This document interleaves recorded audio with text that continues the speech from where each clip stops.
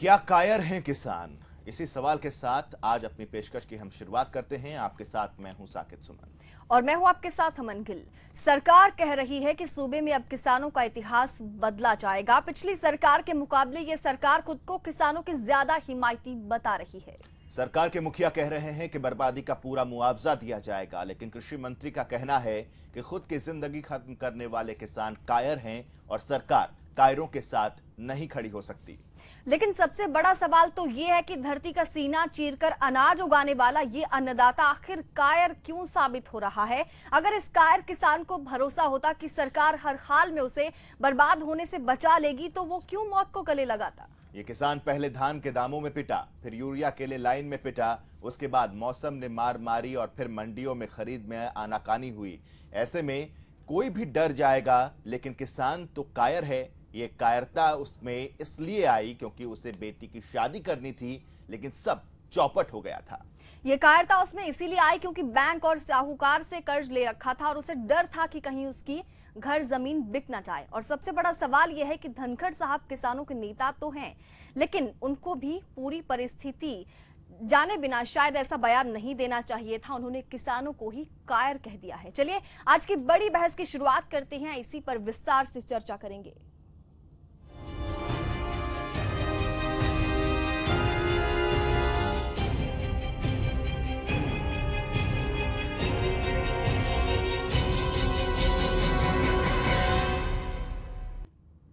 आज किसानों के लिहाज से कई अहम बातें हुई हैं। गिरदावरी की रिपोर्ट आई और सरकार ने मुआवजे का ऐलान कर दिया। लेकिन हरियाणा मंत्रिमंडल के एक मंत्री ने किसानों की आत्महत्या के लिहाज से बड़ा बयान दे दिया। ये सब कुछ जारी था कि इस बीच एक और किसान ने फसल की बर्बादी से परेशान होकर जान दे दी। लेकिन इन सब के बीच सबसे बड़ा सवाल यह है कि किसानों को अब तक क्या मिला।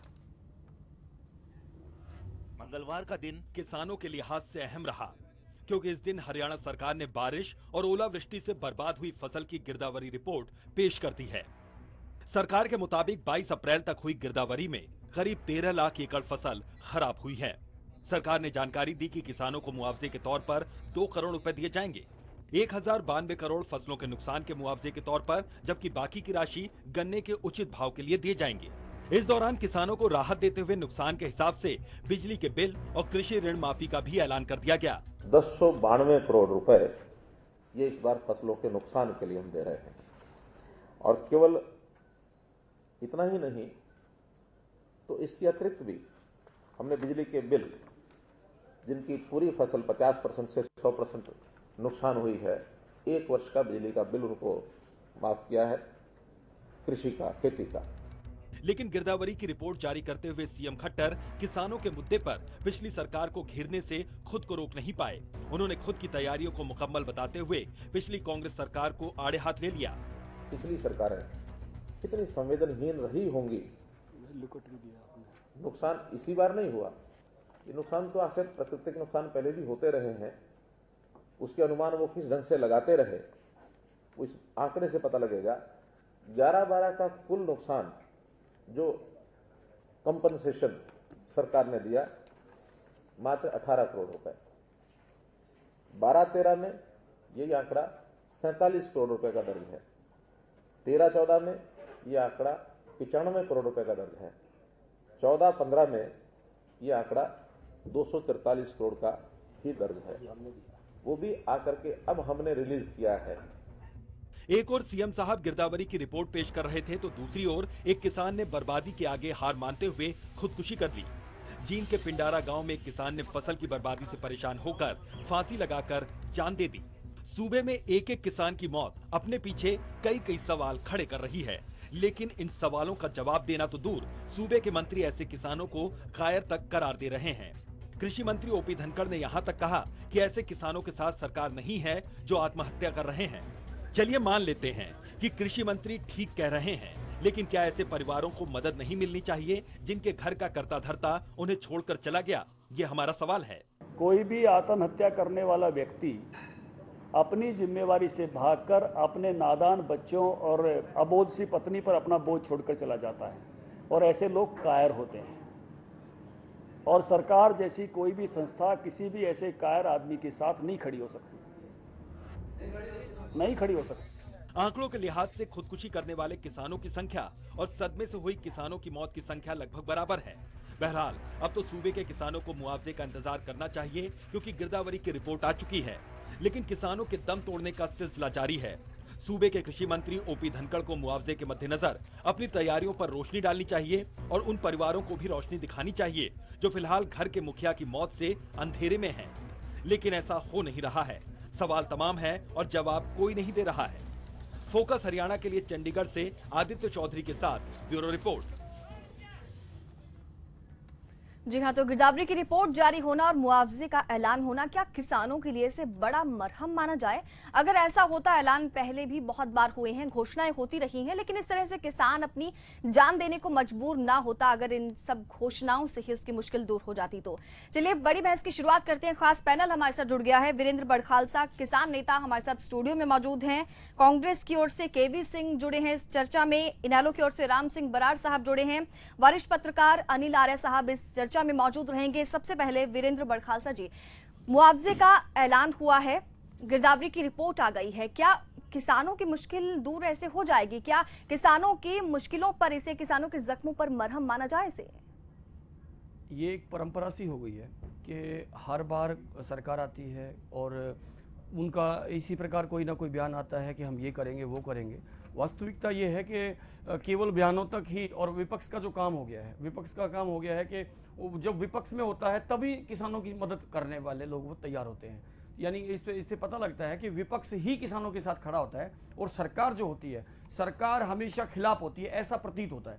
लेकिन अभी जो बयान, जो भी मंत्री जी ने जो बयान दिया है, तो वो बयान अभी बचना चाहिए था। ये कोई बयान नहीं हुआ कि उन्होंने ये बयान दे दिया कि वो कायर है फलाना। ये बयान की जरूरत आवश्यकता नहीं थी, क्योंकि उस समय उसकी परिस्थितियां, किसान की जब कोई आदमी मौत को गले लगाता है तो उस समय उसकी परिस्थितियां कैसी हो रही होंगी, इसके ऊपर सोचना चाहिए और इन परिस्थितियों का निवारण हो, इन परिस्थितियों को समाप्त किया जाए, उस दिशा में कदम उठाना चाहिए था। तो मैं समझता हूं कि ना तो ये बयान का सही समय था, और रही बात मरहम की, तो अभी तो सरकार ने ये किया है, अब वो किसको मिलेगा, उसमें कैसे कैसे वो सही दिशा में हुआ है कि नहीं हुआ है, इसके बारे में भी अभी रिजल्ट आने वाला है। क्योंकि अनेक बार देखा गया है कि गिरदावरी में जो सही लोग होते हैं, जिनके वास्तव में नुकसान हुआ होता है, उनको तो मिलता ही नहीं कुछ, और कुछ लोग जो रसूखदार होते हैं, जो उस समय उनसे पटवारियों से या किसी उससे मिलकर के अपने, जिनका फसल नुकसान हुआ भी नहीं है, कम हुआ है, वो अपनी फसल को लगा लेते हैं। तो अभी बड़ा मुश्किल होगा कि वो कितने लोगों को, सही लोगों को मिल रहा है कि नहीं मिल रहा है, अब ये कहना जल्दबाजी होगी।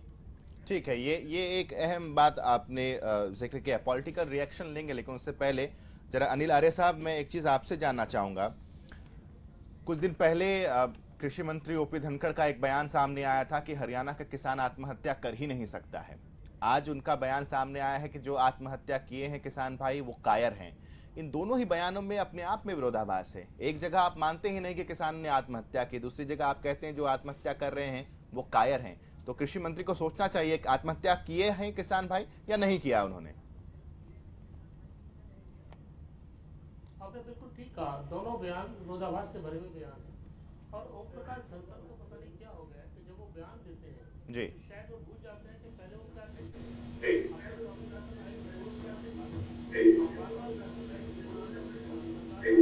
स्वामीनाथन आयोग रिपोर्ट आते ही लागू कर दी गई, आंदोलन किया, सड़कें रोकी। पिछली बार ये कहते रहे कि 2100 रुपए का अनिल आर्य साहब, कुछ तकनीकी सरकार में आए तो शायद बोल गए। ओम प्रकाश धनखड़ किसान नेता हैं, राष्ट्रीय अध्यक्ष हैं किसान मोर्चा के, और इसके बावजूद जो इनकी बयानबाजी आती है वो कई बार लगता है कि संवेदनाओं से परे जाके बयानबाजी करते हैं, और ये बयानबाजी बिल्कुल अनुचित है। उनको तय करना पड़ेगा कि किसान कायर है या नहीं है। मैं मानता हूँ इस प्रदेश का कोई भी व्यक्ति कायर नहीं है, लेकिन अगर कोई व्यक्ति आत्महत्या जैसा कदम उठाता है, उसके पीछे क्या मजबूरियां रही। उन्होंने कहा कि बच्चे छोड़कर, पत्नी छोड़कर चले गए, ये कायरता है। कायरता नहीं, आप उसकी मजबूरी समझिए, उसकी व्यवस्था समझिए। आखिर ऐसी कौन सी वजह है कि कोई व्यक्ति अपनी जान लेने पर आतुर हो जाता है और वो जान ले लेता है। इस बात को मानवीय दृष्टिकोण से और संवेदनाओं के साथ कृषि मंत्री को समझना होगा। बिल्कुल। इस ढंग की जो बयान वो दे रहे हैं, इससे तो ऐसा लगता है कि वो किसानों के हित की बजाय किसानों के जख्म पे मरहम नहीं लगा रहे, बल्कि नमक छिड़क रहे हैं। बिल्कुल, नमक छिड़कने का काम वो यहाँ पर कर रहे हैं। पॉलिटिकल रिएक्शन की तरफ चलते हैं। कांग्रेस की तरफ से केवी सिंह साहब हमारे साथ जुड़े हुए हैं। सिंह साहब, सवाल अपनी जगह यही खड़ा है कि आखिर कृषि मंत्री का ये बयान कि हरियाणा का जो किसान है जिसने आत्महत्या की वो कायर है, ऐसे संवेदनशील मसले पर और ऐसे संवेदनशील वक्त पे क्या इस तरह के बयान को किसी भी लिहाज से जायज ठहराया जा सकता है? देखिए, अभी कुछ देर पहले आपके ही चैनल पे जी खट्टर साहब का बयान आ रहा था कि पिछली सरकार संवेदनहीन थी किसानों के प्रति। संवेदनहीन अगर है तो ये मौजूदा सरकार है। और अगर इसका सबसे बड़ा सबूत आज धनखड़ साहब का बयान है, और इसकी जितनी भी निंदा की जाए, भर्त्सना की जाए, वो थोड़ी है, क्योंकि दो मुद्दे अहम हैं, एक रोटी और एक सुरक्षा, दूसरी सुरक्षा। और अगर आज किसान रोटी देने का काम करता है तो किसान कर रहा है, अगर देश की सुरक्षा का अगर सेना जाके लड़ता है सीमा पे तो वो किसान लड़ता है। तो रोटी देने वाला और सुरक्षा देने वाला कायर नहीं हो सकता किसी कीमत पे। तो ऐसे लोगों को कायर बनाया किसने? आज ये मजबूरी किसने पैदा की? ये मौजूदा सरकार ने ही पैदा की है, और इसकी जितनी भर्त्सना की जाए वो थोड़ी है। एक वक्त था जब गरीब सुदामा एक चावल की पोटली लेके अगर कृष्ण भगवान के पास गया, पर आज ये जो किसान है अपनी रस्सी लेके जंतर मंतर पे नीम के पेड़ पे जाके फांसी लगाने को मजबूर हुआ है, क्योंकि ये दिल्ली की सरकार और हरियाणा की सरकार किसानों के प्रति कुछ ऊंचा सुनने लग गई है। और इसलिए आज जो अगर ये किसान को आत्महत्या करने पे आई, मजबूरी आई है, तो ये सिर्फ इस मौजूदा सरकार के जो नीतियां हैं उनके कारण। ठीक है। तो इसलिए जो खट्टर साहब का जो ये इसका धनखड़ साहब का बयान है, इसकी जितनी ज्यादा उसकी निंदा करनी चाहिए, भर्त्सना का। और मैं तो ये चाहूंगा कि उन्होंने किसानों का अपमान किया है, जो इस देश का पेट भरता है और इस देश की सुरक्षा करता है। तो इसलिए उनको, धनखड़ साहब को किसानों से माफी मांगनी चाहिए। ये मरहम नहीं, जैसे मेरे भाई अभी ने कहा, इन्होंने तो नमक छिड़ने का काम किया है। ठीक है। क्योंकि इस तरह के बयान एक कृषि मंत्री को, और जो कि आप भारतीय इसके जो जनता पार्टी के भारतीय किसान मोर्चा के अध्यक्ष रहे, इन्होंने एक मुहिम छेड़ी, स्वामीनाथन रिपोर्ट लागू करने का मुद्दा इन्होंने खड़ा किया। ठीक है केवी सिंह साहब, हम लौटेंगे आपके पास। नायब सिंह सैनी साहब, चूंकि सीधे तौर पर आपके कृषि मंत्री, आपकी सरकार है, आपके कृषि मंत्री का यह बयान सामने आया कि हरियाणा का किसान जिसने आत्महत्या की वो कायर है, आप जस्टिफाई करेंगे इस बात को? आप अभी भी इस बात के साथ रहेंगे, या आपको लगता है इस चर्चा की शुरुआत में ही आप कह देंगे कि कृषि मंत्री को ऐसा नहीं कहना चाहिए था? जी, मैं इसके ऊपर ये कहना चाहूँगा, अभी भाई साहब कह रहे थे भी ये हरियाणा सरकार और केंद्र सरकार। नायब सिंह जी, आपकी मुस्कुराहट को देख के लग रहा है कि ये जो मसला है कायर वाला और सुसाइड वाला, मौत वाला, आप और आपकी पार्टी बड़े हल्के में ले रही है इसको। आपकी मुस्कुराहट इस तरह से साबित कर रही है। मेरी मुस्कुराहट साकेत जी मेरी मुस्कुराहट नहीं है। आप मेरी बात सुनिए जी, आप मेरी बात सुनिए। मुस्कुराहट नहीं है, किसान के ऊपर कष्ट आया है। हाँ। और इतना भयानक कष्ट आया कि ये लोग राजनीति कर रहे हैं किसान के ऊपर। उसको उत्साह तो क्या देना चाहिए था, ये और राजनीति कर रहे हैं। अभी ये कह रहे थे अभी तो 11 महीने की सरकार हुई है हमारी केंद्र के अंदर, हरियाणा के अंदर 6 महीना की सरकार हुई है। किसान के ऊपर कष्ट आया है। इतने कम समय के अंदर हमारे मुख्यमंत्री ने, हरियाणा सरकार ने गिरदावरी कराई है। मैं तो अभी गिरदावरी पर गया भी नहीं नायब सिंह जी, मैं तो अभी गिरदावरी पर आया ही नहीं। गिरदावरी पर भी मैं आऊंगा और किसान नेता हमारे साथ जुड़े हैं, उनकी भी बात हम सुनेंगे। लेकिन सवाल ये है कि मैं तो अभी बयान पे ही बात कर रहा हूं, जो बयान आपके कृषि मंत्री ओपी धनखड़ साहब ने दिया है कि किसान जिसने सुसाइड कर लिया वो कायर है। जरा इस बात पर जवाब दीजिए। नहीं, इसी पहले मैं गिरदावरी पर आऊंगा। हम चर्चा इस बात पर कर रहे हैं कि ओपी धनखड़ का जो ये बयान है वो किस लिहाज से दिया गया बयान है। 6 महीने की सरकार हो, 11 महीने की सरकार हो, 10 साल की सरकार हो, कायर वर्ड का अगर इस्तेमाल किया जा रहा है तो वो किसी भी लिहाज से जस्टिफाई नहीं किया जा सकता इस चीज को।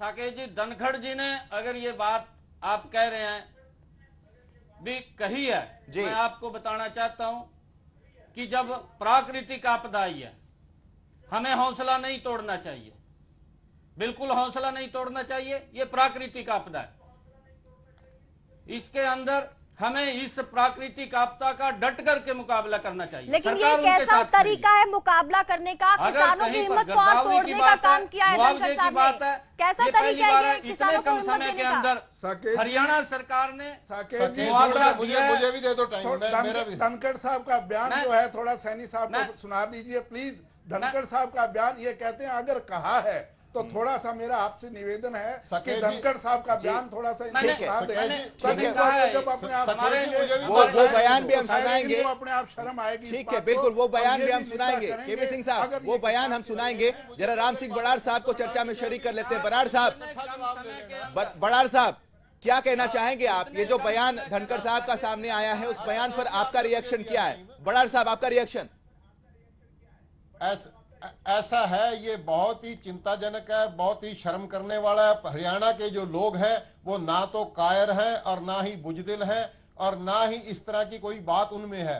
हरियाणा के लोग बहुत मजबूत हैं, लेकिन सबसे बड़ी बात यह है कि आज उनको मरने के लिए किसने मजबूर किया, ऐसे हालात किसने पैदा किए। इस सरकार के दौरान ये लगातार उन पर तीसरा झटका है। जब प्राकृतिक आपदा आई है तो सरकार को चाहिए था कि मजबूती से ये कहते कि हम उनके साथ खड़े हैं, उनको कायर कहने की बजाय। सैनी साहब कट्ठा जवाब दे देना, मुझे अपनी बात रख लेने दो।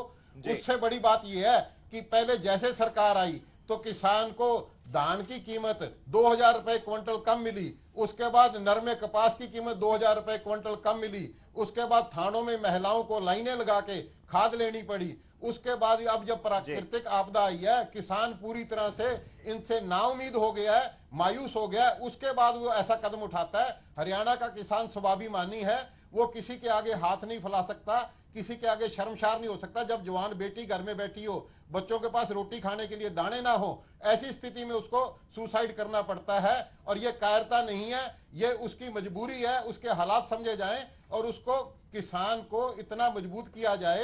स्वामीनाथन योग की रिपोर्ट ये लागू करने की बात करते थे, उससे वापस हटे हैं। किसान को ये कहते हैं हरियाणा सरकार कि 1943 रुपए इसका गेहूं का लागत मूल्य है और ये 1450 देते हैं और उसके बाद ना तो उस पर बोनस दे रहे हैं। और जो प्राकृतिक आपदा से नुकसान हुआ है उसमें भी जो है ये गिरदावरी की बात करते थे, उस पर बाद में आऊंगा।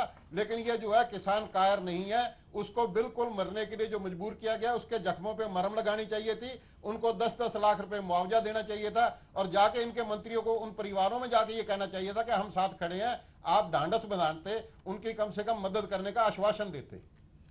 एक बात नायब सिंह जी आप कुछ कहें इससे पहले। जरा जो आपका बयान था कि अगर ओपी धनखड़ जी ने कहा है तो चलिए आप भी सुन लीजिए, दर्शक एक बार फिर से सुन लीजिए कि हमारे प्रदेश के कृषि मंत्री जो किसान भाई जिन्होंने आत्महत्या की मजबूरन, उसके बारे में क्या सोच रखते हैं।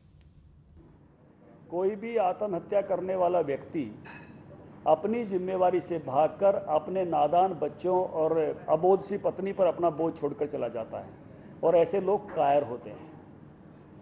और सरकार जैसी कोई भी संस्था किसी भी ऐसे कायर आदमी के साथ नहीं खड़ी हो सकती,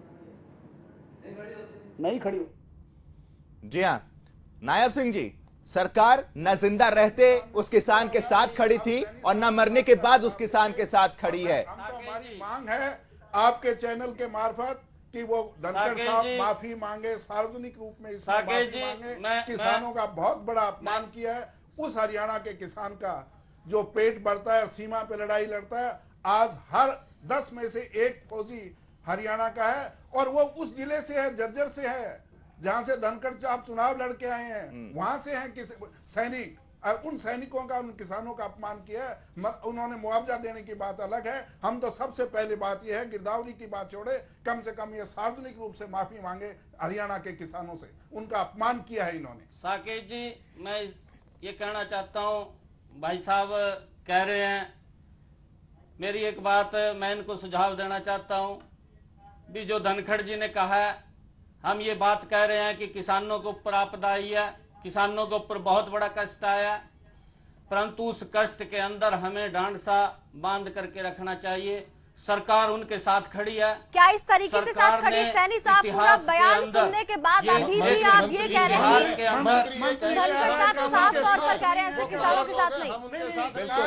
बिल्कुल अपराधी हैं, अपराधी ये कहा है वो सरकार नहीं अपराधी है। सरकार तो कह कृषि मंत्री ये कह रहे हैं हम उनके साथ, और ये कह रहे हैं सरकार। आप हमारी बात सुनिए ना। सरकार क्या सुने आपकी बात सैनी साहब? आपने क्या किया है? किसानों का शोषण नहीं। किया आप लोगों ने। नायब सिंह सैनी साहब, एक मिनट प्यार से सुनना। क्या हुआ क्या नहीं हुआ वो अतीत की बात है।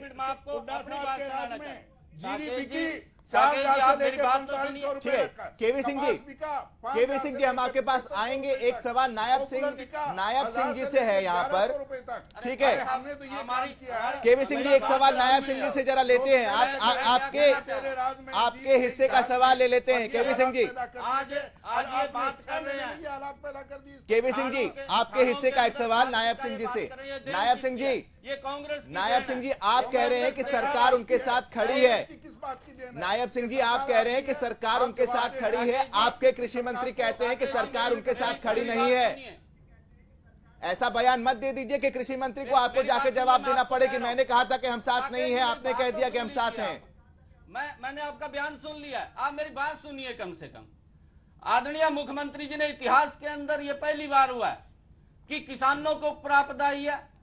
आदरणीय मुख्यमंत्री जी ने बयान दिया, ये पहले ही दिया। उन्होंने ये कहा कि हम किसानों को 6 महीने पहले और 6 महीने बाद बिजली के बिल माफ करेंगे। नायब सिंह सैनी साहब, हम तो आदरणीय मुख्यमंत्री तक जा ही नहीं रहे। और उन्होंने ये भी हम तो अभी कृषि मंत्री के ओहदे तक ही हैं। हम तो अभी कृषि मंत्री के ओहदे तक ही हैं। और आपके कृषि मंत्री साहब एक बार कहते हैं कि आत्महत्या कर ही नहीं सकता। आज तक की सरकार का किसी का कार्यकाल तो बता दीजिए। हरियाणा के अंदर जब से हरियाणा अलग हुआ है, साकेत जी, ये पहली बार है मुख्यमंत्री जी ने किसानों की इतनी चिंता की है। और उन्होंने कहा और जो धनखड़ साहब जो चिंता कर रहे हैं उसका क्या? उसका जवाब तो अभी तक आपने नहीं दिया। धनखड़ साहब ने जो चिंता जताई है किसानों के लिए, उसका जवाब दीजिए पहले। ये सर्वे भी नहीं हुआ था उससे पहले। सैनी साहब आप बात पर नहीं आ रहे। धनखड़ साहब ने जो चिंता जताई उसका जवाब दीजिए। आदरणीय मुख्यमंत्री जी ने कहा कि हम 1 मई से लेकर के 15 मई तक उनको चेक वितरित करते हैं। ठीक है, गिरदावरी पर हम वापस आएंगे। एक सवाल वीरेंद्र बड़खालसा साहब से। नोएडा स्टूडियो वापस आते हैं, नोएडा स्टूडियो वापस आएंगे। बड़खालसा साहब एक सवाल मेरा आपसे है, ठीक है। इन पॉलिटिशियंस पर, इन तमाम राजनीतिक दलों के प्रतिनिधियों तक हम पहुंचेंगे, जाएंगे दोबारा से। वीरेंद्र बड़खालसा जी, एक सवाल मेरा आपसे है कि आखिर किसान मजबूर क्यों हो गया इतना कि आखिर 35 से ज्यादा का आंकड़ा पहुंच गया है जो किसानों ने आत्महत्या की है प्रदेश में। आखिर इसकी वजह क्या है? क्या जिस तरीके से सपने संजोता है किसान कि फसल होगी, फसल के कटने के बाद उसे सही दाम मिलेगा, अपने परिवार में वो पैसे लेकर आएगा। बहुत सारे किसान ऐसे हुए जिनकी बेटियों की उम्र हो गई शादी की, वो शादी के बारे में सोचता है। आखिर ऐसी क्या क्या चीजें हैं, जरा विस्तार से बताइए ताकि हमारे राजनेता भी समझे। मैं एक बात नायब जी में एक बात नायब जी अभी आप मैंने काफी सुना है। नायब जी एक विषय है, आपकी सरकार ने ये किया, आपकी सरकार ने वो किया, आप ये करेंगे, आप वो करेंगे। विषय ये है कि लोगों पर ये विश्वास हो क्यों नहीं पा रहा। उनको जो आत्महत्या करने की सोचता है किसान, उसने सोच कैसे लिया ये?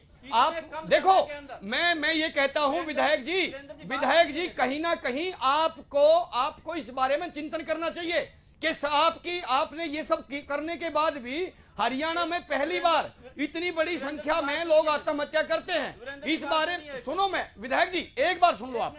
आप विधायक जी, आपको एक चिंतन का विषय था, ये सोचने का विषय था, ये मौन रहने का विषय था। ये आपके मंत्री को बयान नहीं करना चाहिए था कि इस प्रकार से कि वो कायर है, फलाना है। हो सकता है कुछ मजबूरियां रही होंगी, उन मजबूरियों के पीछे जाकर के आप सोचते। और दूसरी बात, मैं एक दो किसान का वर्णन यहां पर करूंगा, खुद मेरी फसल की बात मैं करूंगा। मेरे पास फोटो भी है उसके। मेरा पूरा खेत जमीन से सटा हुआ था और वो उसके अंदर 12 मन और 9 मन के लगभग उसमें गेहूं निकला होगा। और वो गेहूं ऐसी स्थिति में था कि इसको बेचें कि इसको रखें। और ऐसी स्थिति में जिन लोगों ने 20-20 एकड़ जमीन ठेके पर लेकर के बोई है, उसके खेत में ऐसी स्थिति बनेगी तो क्या होगा?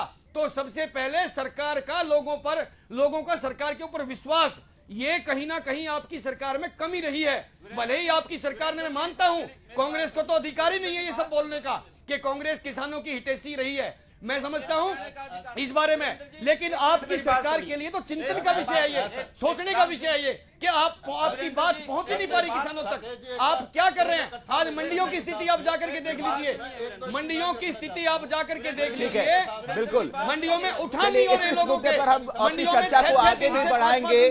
तमाम खास मेहमान हमारे साथ